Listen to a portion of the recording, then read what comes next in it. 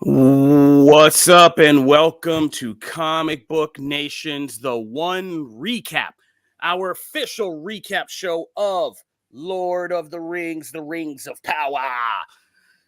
I'm Kofi Outlaw, your host. Joining me today is one of our finest comic book scholars, the only man I would trust to jump into the Tolkien universe and keep me safe from any angry PhDs. Mr. Jamie Lovett is with me. You're just sending me out there to die, I feel like. Oh, yeah. I am your shield. Yeah, I mean, I need one because, as I said, Lord of the Rings and the Rings of Power and, this whole series can be a really, really tricky thing to kind of break down. There are literal PhDs in this particular fandom. So I just try to hang tough with people I think are a little bit smarter than me and, ride you guys' coattails. So, yeah, that's my plan today. And thank you for hopping on and joining me, Jamie. I appreciate it. Absolutely. I'll try not to let you down. You never could. Now, Rings of Power, however, is a different story. So let's get into that. If you're just kind of a new listener, you're hopping on because you are interested in what we have to say and you're kind of getting on this recap show. We are Comic Book Nation, and we are an entire kind of nation of podcasts, but we did do pretty extensive work kind of breaking down Rings of Power Season 1 on this show. And I was very interested to see kind of what is going to happen with Season 2. There were two shows that we kind of have looked at and recapped in the last year or two, because time keeps just like we're all stuck in an event horizon. Time just delineation is kind of getting crazy, but it was Halo, the Halo series, and Rings of Power, two shows where Season 1 was kind of divisive, kind of rough, but there was still enough potential there for us to be like, okay, let's see what they go back to the drawing board, what they correct, what they improve on, and we'll come back and see like what Season 2 is all about. So Halo is now dead. That's all to say. Halo's gone. R.I.P. Halo, but Rings of Power is still with us. And the first 3 episodes have dropped on Amazon Prime Video. And so far, I'm going to say, I'm thinking that I'm beginning to see the issue with this show in general, not to start off on a negative foot, but in these 3 episodes, I think it becomes apparent like where this show is going wrong, and especially coming off something like seeing House of the Dragon Season 2, which was, when these shows came out, House of the Dragon, they were running concurrently. And now they're kind of running one after the other, which is probably better for Rings of Power, let's be honest. Yeah. Excuse me, my mouth is dry. I had a cough. But the problem, just to sum it all up and kind of bring it around to what I'm saying here, is this show has such a sprawling cast, such big production, such, all of this. And yet, really, I think after these first 3 episodes of Season 2, I could be like, if you had just made this a Sauron show, the Sauron show about what Sauron did, and just centered around your villain, like kind of like a Hannibal or something like that, this probably would have been a hit series. You know what I mean? If this was really about that, about how a deceiver comes into a, fertile land and was clearly the main character. And we just kept that attention and that through line on that, about how does a corruptor corrupt, the thing that we kind of got fascinated with was something like, say, Andor, how does fascism roll out and affect in, change everyday life and do that. So yeah, shout out to Charlie Vickers and his whole thing that he's doing in this show. But yeah, it's the only really dynamic and kind of interesting storyline. Everybody else is just kind of there. And that's my takeaway from this is some of you are already in the comments like, this show sucks, but I don't even feel that strongly about it. Like, it's just there. Like, people are there. The production is nice. There's a lot of visuals. There's a lot of visuals we don't need. We're seeing one in a trailer right now. There was like a 3-minute sequence of a butterfly person just to bring back a minor character most people might remember. They gotta show you where all that money is going. This is an expensive show. Yeah, it is an expensive show, but are we using those expenses correctly? Right. Because that sequence is, like I said, it was like at the end, it's like, what did you achieve with this whole butterfly sequence? It's like, oh, remember this minor character, that, you know, minor villain that, well, she's back. Okay, well, cool visual effect. I don't know if we needed all of that. But yeah, so the most central interesting thing is the Sauron story. And everything else around that is kind of interesting. I like what they're doing with the rings. I think the rings are also, but that's also Sauron, right? Like that's all kind of things we can center around our villain. The larger scope of Middle Earth and all that, I don't know if it's grabbing me. Jamie, how about you? Yeah, I feel like so the thing about this show is, to be clear, not technically based on the Silmarillion. Silmarillion is all mostly first age stuff. But it has the same like storytelling vibe as the Silmarillion, where it's like it's playing out like a history book. Like things are happening, but it's not necessarily getting, at least not getting me invested in the characters that it's all happening to. It's a real contrast from both Lord of the Rings, the books. So, Lord of the Rings, the books, in comparison to the Silmarillion, which was published posthumously, it told an epic story, but it did it through the lens of like a traditional adventure story, which allowed you to get more invested in the struggles and victories and all of that of the main characters. Which is why some people struggle trying to go back to Silmarillion. And Peter Jackson, his adaptations, I feel like tapped into that. You had humor, you had warmth, you had all of these things that made you care about Aragorn and the Fellowship and all those things.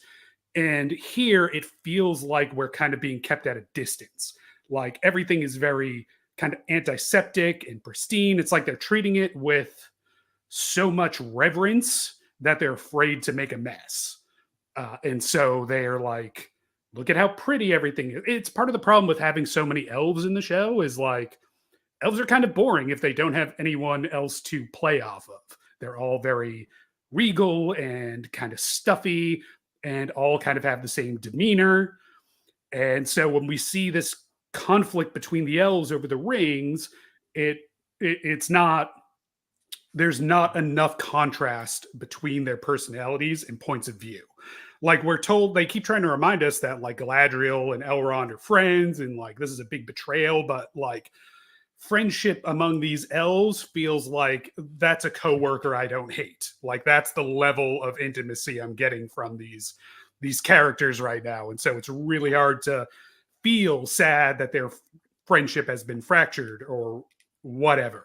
But I think you're right that the stuff, I mean, I think ultimately the show is about Sauron and the rings and all of that. It's just there's so much else turning on it that it's slow to it's messing with the pacing. It's making everything feel good. I feel like they needed to drop all three of these episodes at once because it took them that long to be able to check in with all of the different characters we now have scattered all over the place between Numenor and Isildur and the Stranger and all of this stuff.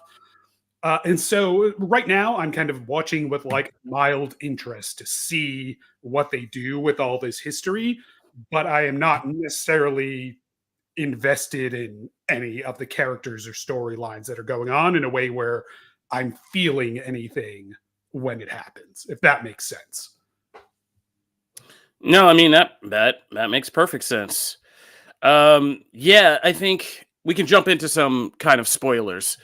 I think the first episode was the strongest for me by far because, like we said, it is the thing about Sauron and seeing him and how he resurrects and in that kind of crazy, creepy process of him being like basically a bunch of venom symbiote worms and crawling around and doing all that, like a little bit of horror movie. Like, yeah, that whole episode of seeing and bringing him back up to the present was probably the most interesting block of anything in these 3 episodes.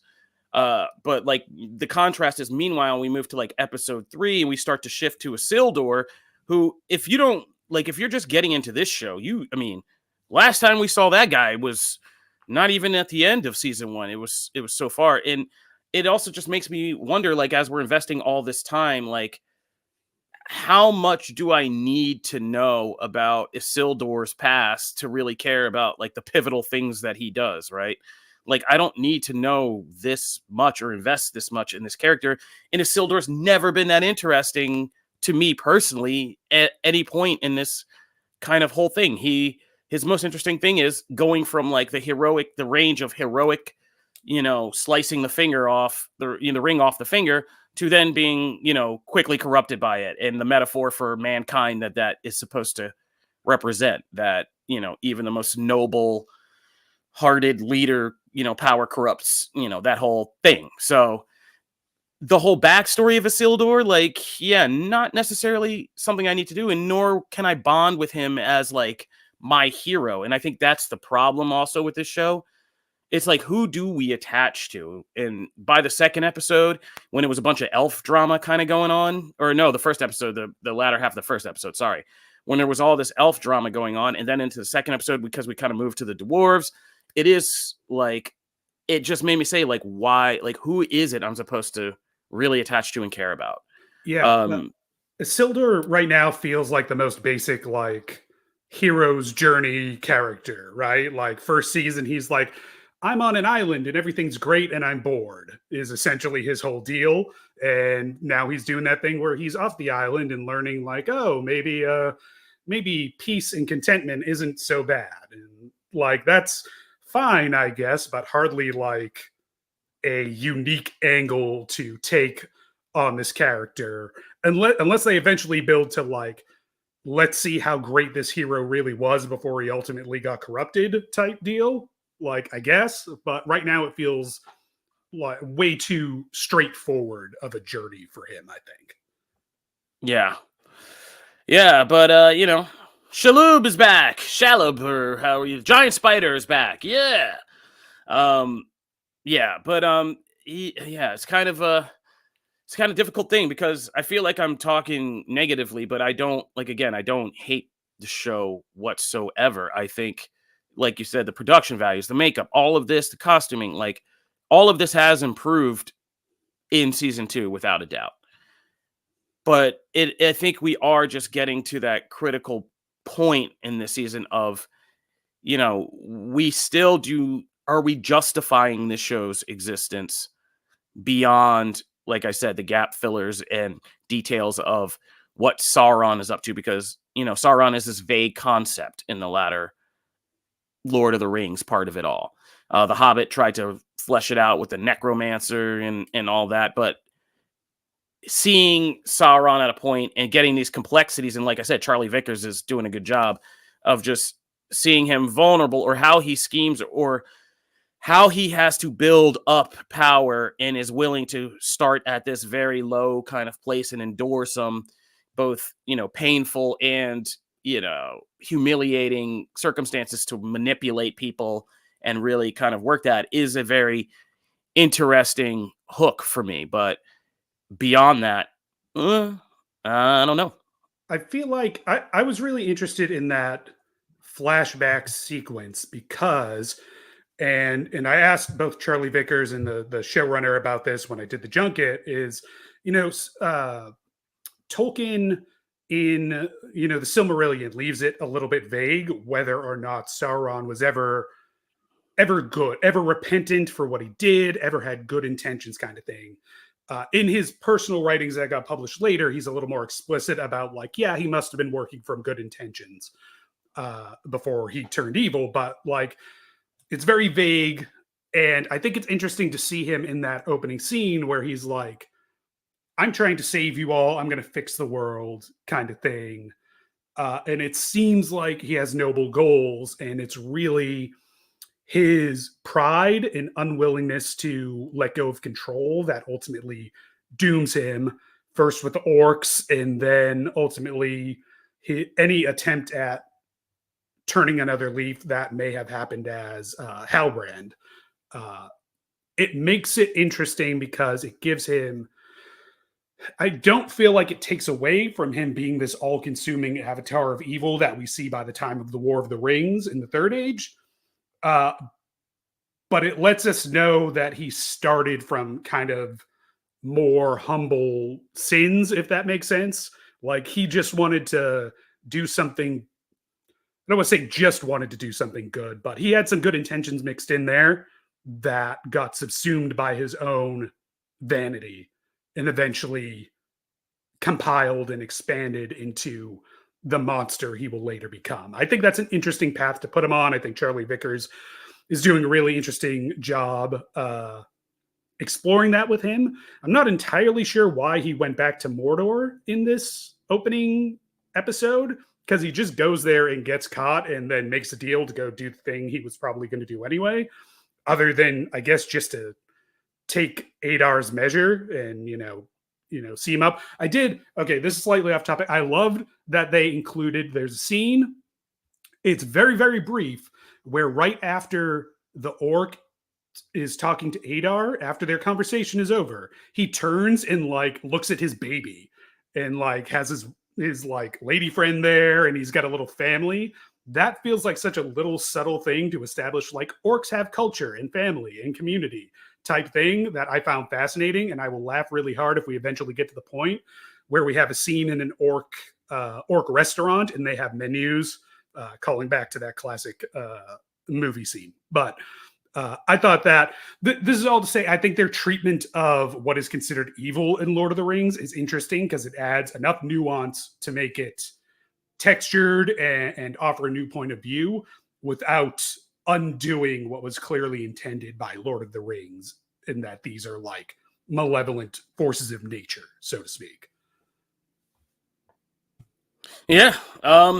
I thought he went back to kind of Mordor too. I think because I felt like the whole kind of theme, and especially in that first episode, is like, as Galadriel says, he doesn't want to rule Mordor. He wants to rule all of Middle Earth, but he's just kind of like a really twisted Johnny Appleseed. He's just going around everywhere and dropping little seeds. We see him corrupt the dog and the prison guard, and gets it because of the dog that he corrupts. And so he's just dropping little seeds of corruption kind of everywhere that'll eventually kind of bloom up and be these, be these larger evils that come to play down the line. Yeah. People are saying, can we be positive? So yeah, we are. We have been very positive about the Sauron kind of storyline of this. I think we all have been saying that's kind of what we want to see, and that's like the main through line, I think. But like, I think it's fair to criticize like something like episode 3 when we take this detour over into Numenor, and you remember like, oh yeah, this show has bitten off all of that as well, right? Yeah. And it's like you could do an entire Game of Thrones show about Numenor, like, and everything that happened and their connection to this, that, and the other. But like here, it's just such a shift, and it can be so jarring how many things we're trying to keep track of in this show and how many people, that I felt like the third episode was kind of like the one that fell flattest for me, because I was like, oh, first of all, I had to go back and like I remember how things ended in the Southland with the kind of the squad from Numenor who came, and the Queen and the blinding and all of that, and that had gone wrong, and the political blowback. But being there in season 1 was some of the stuff I kind of like zoned out on the most. So going back there and like spending the majority of the third episode kind of dealing with all of that was like, yeah, I was doing other things while that was going on. You know what I mean? Like, it was kind of hard to keep focus on all of this, but especially since it's kind of pretty telegraphed from season 1 where we're kind of headed with that. And it's not like there's these monumental twists in that story. So yeah, I think that's just kind of,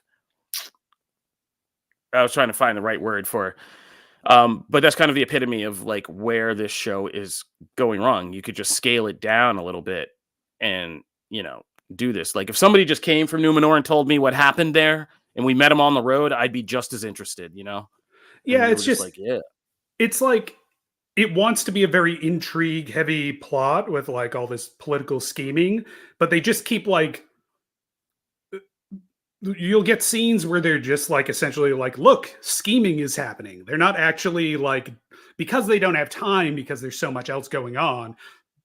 I don't know, besides, Pharazôn and Miriel and Elendil, none of those characters like mean anything. They're just there to like, almost as a prop, like, here is Pharazôn's co-conspirator.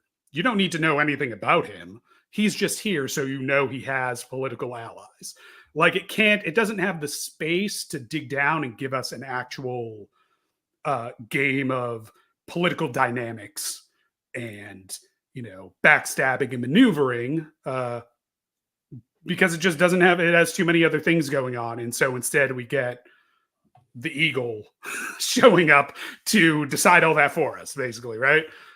Yeah. I mean, Eagles do have an important, they got to sort out a lot of this Tolkien mess often, That guy is Middle Earth's worst Eagle. Just worst timing in the world. Like, that is not going to end well. Fall of Numenor is on that Eagle's wings. Yeah. Yeah. Hey, but we know the Eagles will be all right. So, they'll be back. They get some redemption later on. They come in and save the day, right? Eagles come back and do the thing. People in the comments, like Mr. Coffee over on YouTube, saying that episode 3 was the weakest because of the kind of diminished role of the elves in the episode. I don't think you're wrong about that. I think what this show is doing, and Peter Jackson was kind of smart about this in Lord of the Rings, is the whole kingdom of men in that whole line and all of that is so complicated to keep track of because of how many lines there are. They're the kings, what everything, what boils down the distillation DNA to Aragon and all of that. Like, it gets hairy when you're trying to keep track of all that.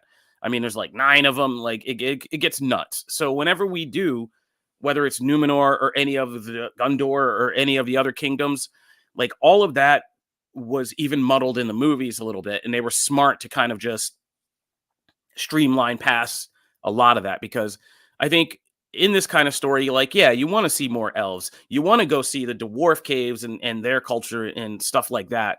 But when we're getting into just the metaphor of who we are as people and men and all of that, and the complicated sociopolitics that Tolkien created for all of that, I think a lot of people check out because it begins to be like I said, less fantasy, more Game of Thronesy, but not as good as Game of Thrones. You know what I mean? Speaking of men, I did love the bit in, I forget which episode it was in, but when Sauron, now dressed as Anatar, is like, we're going to make rings. And Celebrimbor's like, yeah, rings. And then he's like, we're going to give them to men. And he was like, whoa, wait a second. Men? Them? I don't think so. They suck. We're not giving rings to men. No. Like, even as totally under Anatar's thrall as Celebrimbor clearly is, he was still like, men, I don't think so. No, they don't get rings. I don't think so. But yeah. No, go ahead. Sorry.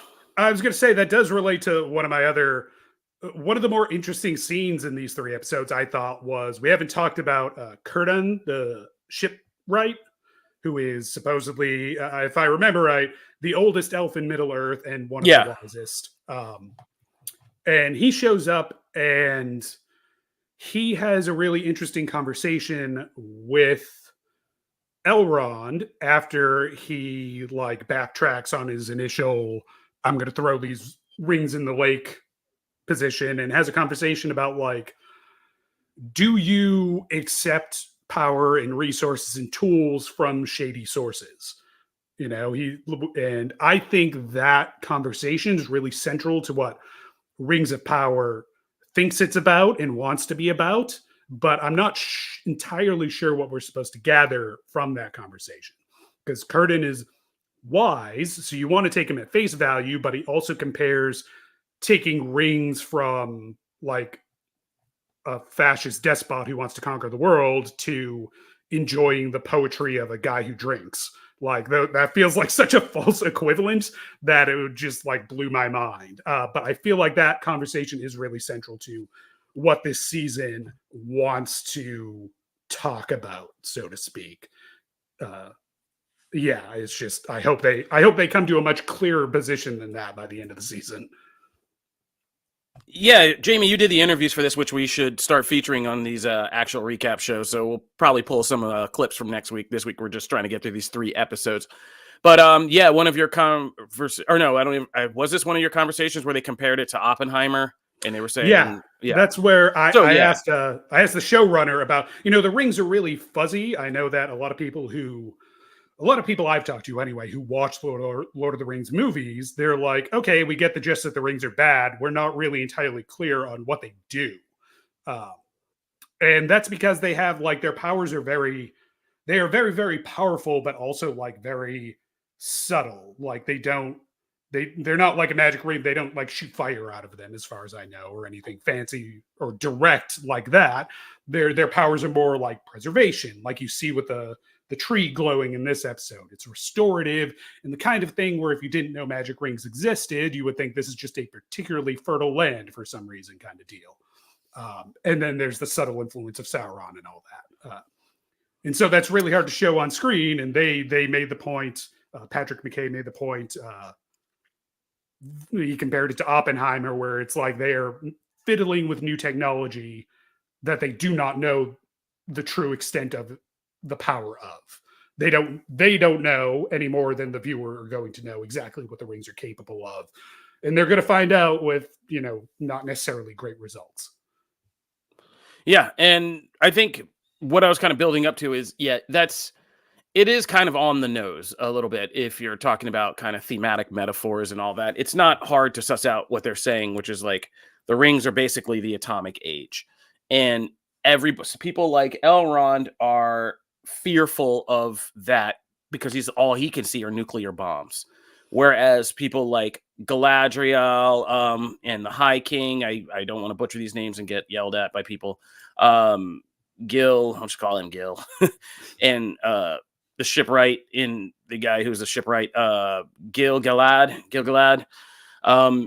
Círdan, and they see, nuclear power plants, homes being powered, literally for the elves, like restarting their nuclear reactor and getting the lights back on, right, is what they see. And that's a fair thing. And it's just like, if you cut down the sides of this show and just made that the kind of main through line, it's like Sauron's going out there selling everybody nuclear, the Einstein equation, because he wants to see, have a bomb that could blow up the world and make people be like, okay, we chill, you're in charge.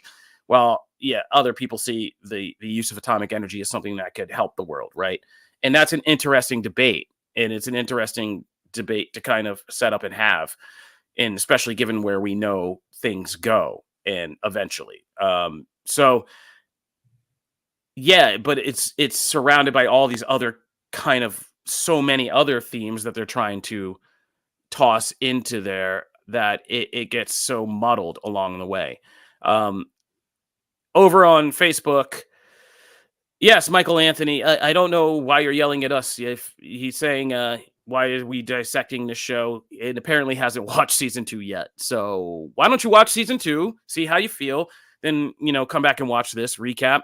And we don't hate the show. We call it Lord of the Rings because we feel like that's how some people are going to feel after these first 3 episodes. And we had it with a question mark. You may disagree. You might be like, nah, it was great. But we felt like it was kind of a lackluster start. And I don't think that's an unfair criticism of it.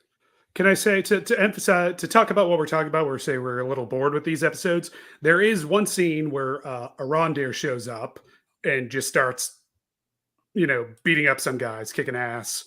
And it's this really cool action scene. I'm watching some of these, clips that we have playing in the background here. And it looks like there's some really cool action stuff to come. I just feel like there needed to be a little bit more of that to break up the slow plotting, moving the talky bits along, so to speak. Because like Arondir showing up and having that action scene it was almost startling how much different the pace of that one scene was from the rest of everything that went on in these 3 episodes. Didn't love that he ended that scene by like just cold-hearted shooting a guy in the back with an arrow. Like that felt a little rough. But otherwise, like I was like, yeah, a little more, like give me one of these in each episode. I will take that. But it's just, especially the first 2 episodes before we get there, it's just all very pensive, elfish angst and hand-wringing over what they're going to do. When we all know what they're going to, I mean, if you have any familiarity with Lord of the Rings, you know what they're going to do. So there's got to be more drama to it than just, are they going to do the thing that sets up the thing this is a prequel to? And yeah, it's like, I am interested in that, but not necessarily like not feeling that. It's not drawing me in. I am basically looking to see how you take the words and put them on the screen, but I am not, I'm not going to leave feeling sad or happy or excited about any of it. I need a little more. I need something to get the blood pumping in between these conversations. Yeah, let's talk about pacing, because we said the scattered cast. We've kind of hammered on that, but let's talk about the pacing. There is very little action in these first 3 episodes, like actual action. And that's kind of a shame, because this show really did pick up in the first season when we had those battles in the Southlands that resulted in Mordor and stuff like that. Like when that action gets going, that's like what we love about, this whole Lord of the Rings Tolkien universe. You got to have the swords with the sandals, you know what I mean? So yeah, the pacing is kind of crazy. And I think there is still, this show has an almost tragic, like, reliance on useless mystery. Like, just tell us, dude, is Gandalf. Like, let's just get there. Or if he's not. That's how distracting the pacing of the show is, that they introduced a dark wizard in this show and we haven't even touched on that. Like, what is going on? No. You can't. And it's Syrian Hines, who I didn't recognize until I was reading the credits, and I was like, oh man, okay. Yeah. I was like, oh, Caesar from Rome. All right, let's go. But it's just like, I get it. Like, if you just tell me or just indicate to us who this is, I'm still invested. I don't need this to be a mystery. Like, how did from the Istari become different because he went around the people? He was a man of the people. Like, just tell us that and let's go on the journey with him and let him be a man of the people. Like, we don't have to do a whole mystery about this. Like, trying to do mysteries in a prequel of such beloved lore is just, it's like you wanted to go to the video game and set the difficulty level to extra hard when you could just play it on hard, right? It feels like they're trying to make it a story about him finding his name and his name having meaning, but I don't know that the story that needs 2+ seasons to unravel, even if you want to tell that story. There's no you could have just had the Harfoot name him and gone from there. It just feels dragged out, especially at this point. If he ends up being they have put so many signifiers that point to him being Gandalf, that if he did turn out to be anybody else, it would feel wrong now, right? If he's like Saruman, like what are we doing? And if you're talking about blue wizards we've never met, I don't care then. It has to be a Gandalf story, and even then it's we dragged it out. You could have just told me. You told me who everybody else was. We didn't need to do this. I know Galadriel's Galadriel. I'm not guessing about that. We know who she is. And so, and just seeing Gandalf go, it would be interesting to see where, if you had told me this, hey, this is going to be Gandalf's story, and we just saw where he started, nonverbal, crashing to earth, confused, all that, that'd be just so distinctly different from the character we know that I would already be invested, because I'm like, oh, there's a dynamic arc to this in how Gandalf became Gandalf, that we know, the more chill, silly, pipe smoking Gandalf. So they don't need to do that. And so I'm just hoping, I don't have any of the screeners. I know you got to watch some early on. I'm just taking this episode by episode and kind of taking it in real time with the fandom. So as you guys, the viewers, are watching, I'm watching this too. I hope we kind of begin to just blow past all that and kind of shrug off some of that as the season moves. I only got screeners for these 3 episodes, so I am on the same level of knowledge there that you are. But I am interested. I'm interested in the Dark Wizard thing, because that feels like if they ever actually get to the point, that feels like the place where they have the most room to play, because Tolkien had ideas about potential dark wizards, blue wizards going bad in the East that he never really fully put to paper.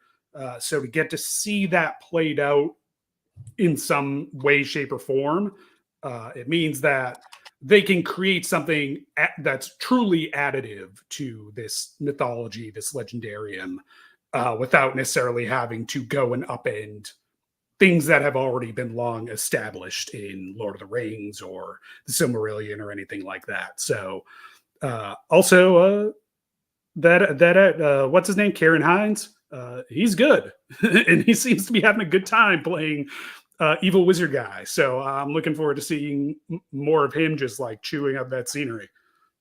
Oh no, I mean you get some. I mean him and Danny Hudson are like the two best character actors in the game, man.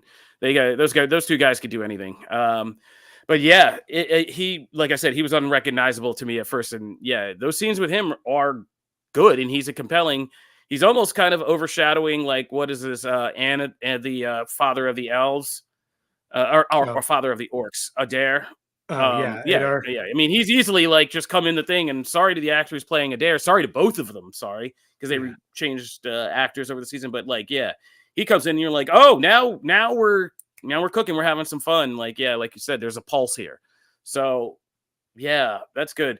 Talk about quick corruption though, but like seeing things like, I do enjoy seeing things like Celebrimbor and how quickly he goes south into, now, so to speak, into just total kind of egomania land, and how that shows us the kind of effect of corruption.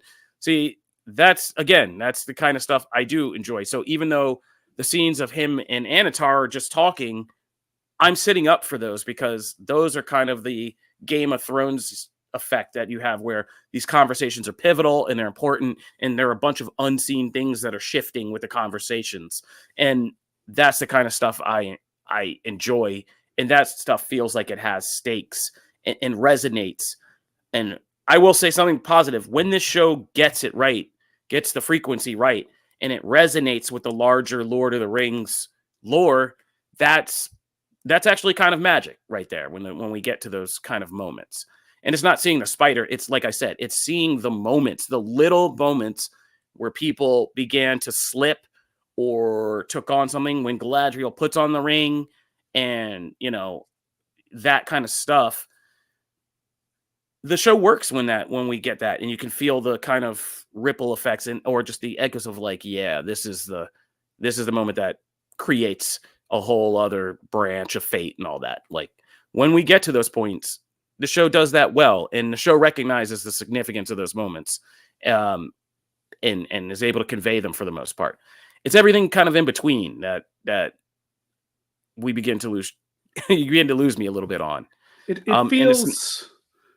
feels a little bit like running in circles sometimes. Like, the first episode has the whole plot of Elrond like stealing the rings to try and get rid of them, but ultimately we just end up right back where we started before that little adventure began, with the rings back literally in the same city, in the same spot they were when he took them, and them doing exactly what they were planning on doing beforehand. So, well, it was important to get, Curtin involved and get his perspective and all that. I get why they did that as an introduction for the character.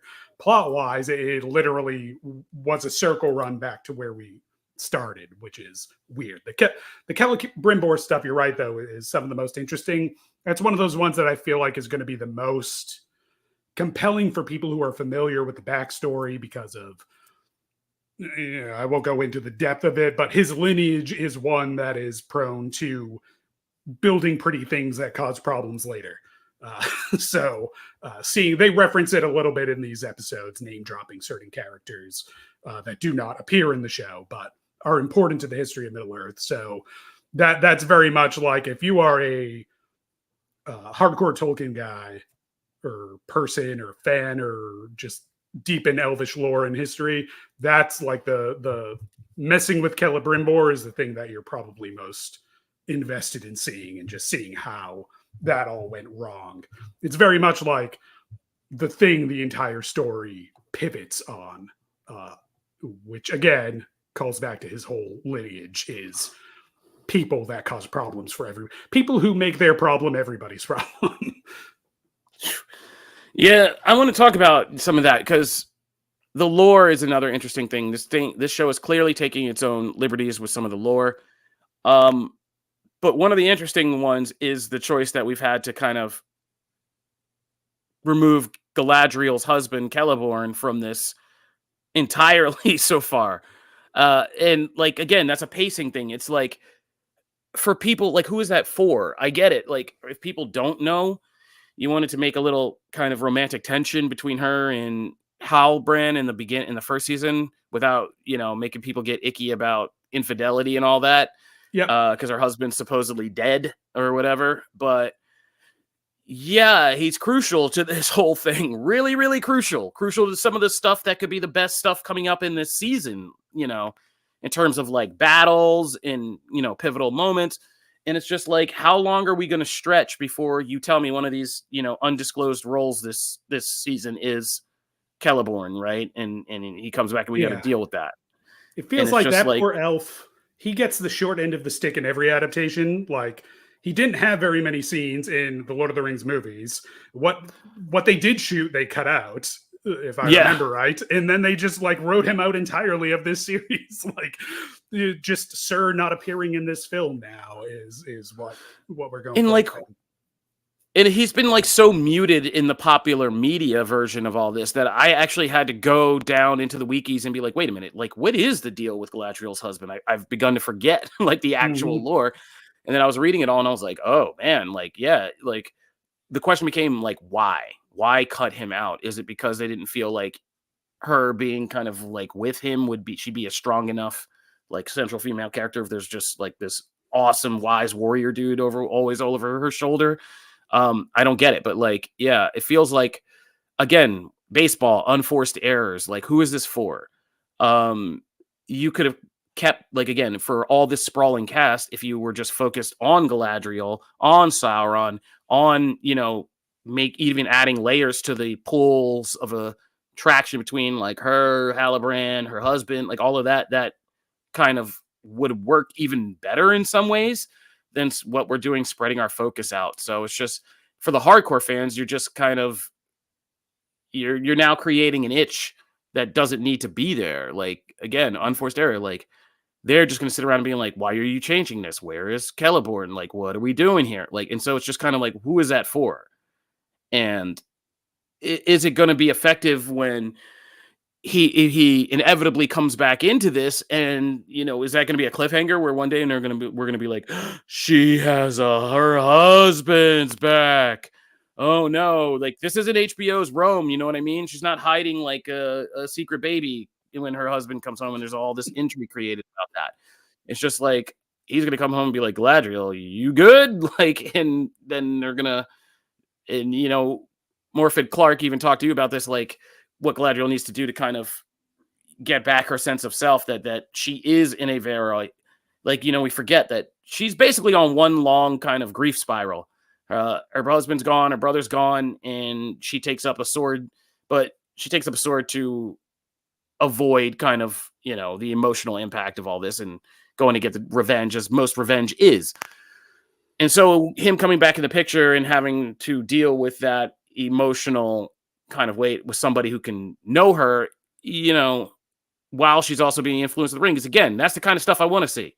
That's the Game of Thronesy stuff that we should definitely get into. What is the ring telling you versus somebody who loves you and knows you and is saying, yeah, this is looking weird to me, bro. Like, you're looking weird. Like, let's get to the good woods and get out of here and figure this out. So yeah, it's feels like a thing that they think they're holding on to that'll be like impactful, but it's just like, if you just get into this earlier, like, it's good. I mean, there's a whole dwarf drama going on between a son, a father, and his wife that I'm like, yeah, those are some of the best acted scenes. In that scene with King Durin and Little Doran's wife, whose name I'm blanking on, of course. Disa, I think, if I'm remembering yeah. right.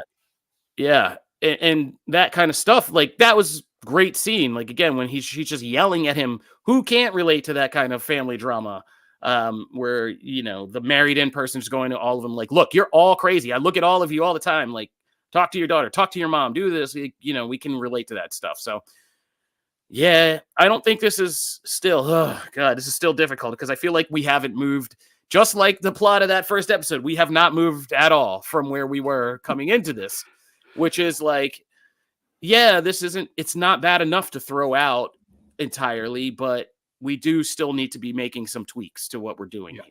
to kind of I, really hone it. I will say this: it's probably good they dropped these 3 episodes at once because they are all kind of like setting the foundation for the rest of the season.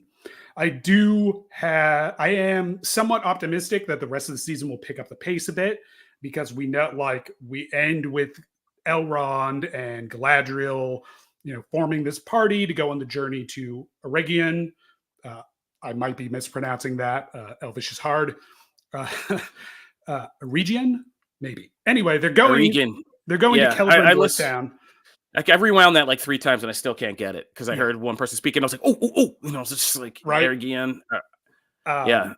Which is funny because they just sent some messenger on his own there previously, and now they're like, well, I guess we better form a whole fellowship to go make this same trip now.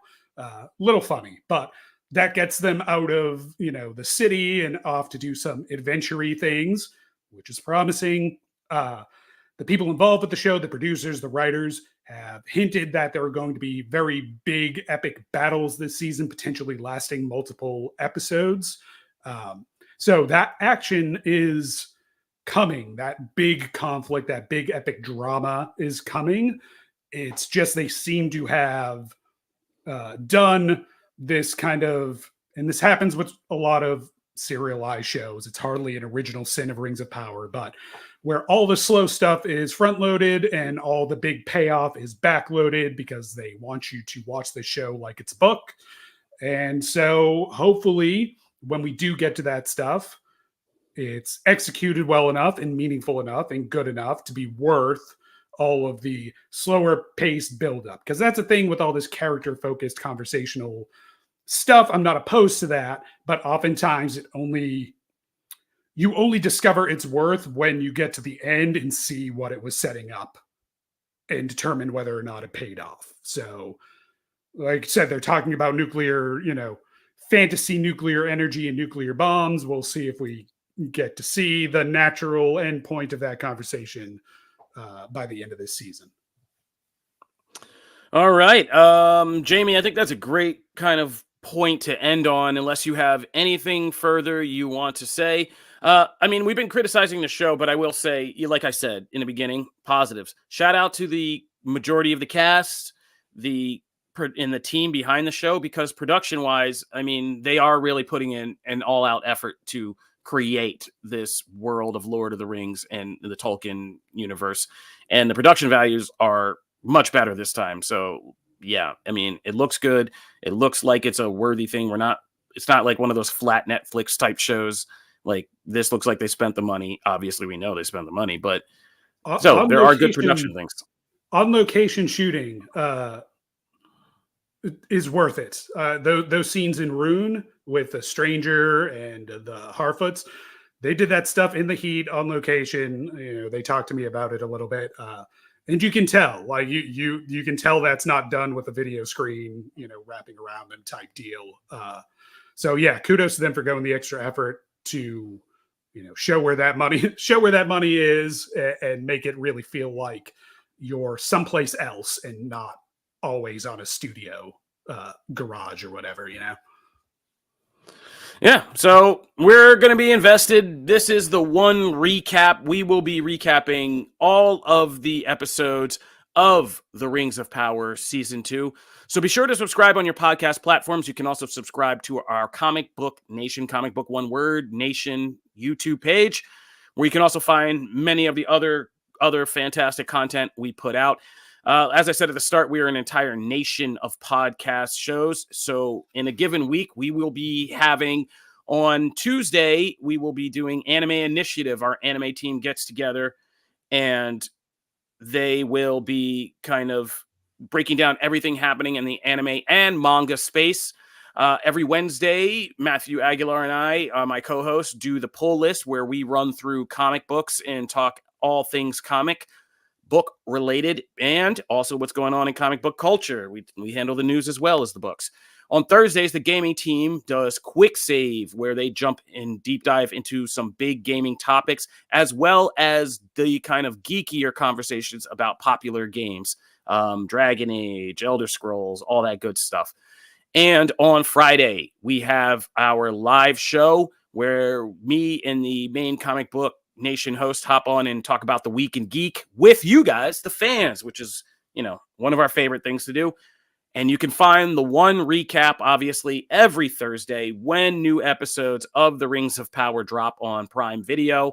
We will be here to recap them, Jamie, Lovett, and I. So thank you for hopping on with me today, Jamie. And everybody, hold on to your preciouses, and we will see you. It's my ring finger. Okay, careful with my ring finger. And we will see you next week for episode 4. Peace.